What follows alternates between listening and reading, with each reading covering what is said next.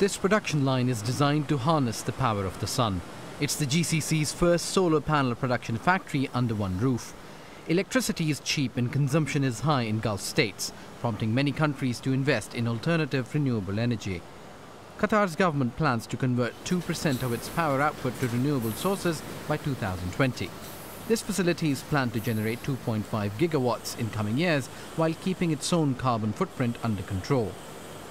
What we've done is implemented a couple of innovations. So, for example, our cooling system, which is really a very large proportion of our cost, of course, being in this region, we've moved to a gas-fired cooling system. Now, that brings incredible efficiency. We've implemented LED lighting in the whole facility, and that allows us to reduce the lighting load overall. This facility can produce solar panels that can generate 300 megawatts of electricity. That is enough to power 100,000 homes here in Qatar.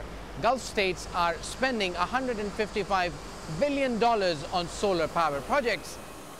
The company behind the project and some environmentalists believe that the massive investment, which in itself is energy reliant, is worth it. Their longer view is that they have a finite energy supply here in Qatar, which is natural gas, but that's going to run out at some point. The question is, at that point, do you want to be reliant on foreign technology to do it, or do you want to be one of the innovators and one of the technology leaders? The facility is also aimed at providing the best quality and standards for photocells used to harness sunlight. The Intergovernmental Panel on Climate Change believes that it's about time.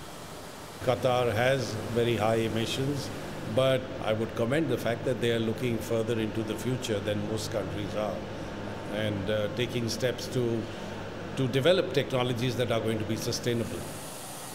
Qatar Solar Energy says it plans to take the model and implement it in other markets to generate low-cost electricity and reduce the carbon footprint. The government recently announced measures to curb energy waste, but the reality of tilting the balance between renewable and hydrocarbon sources is still many, many years away. Osama bin Javed, Al Jazeera, Doha.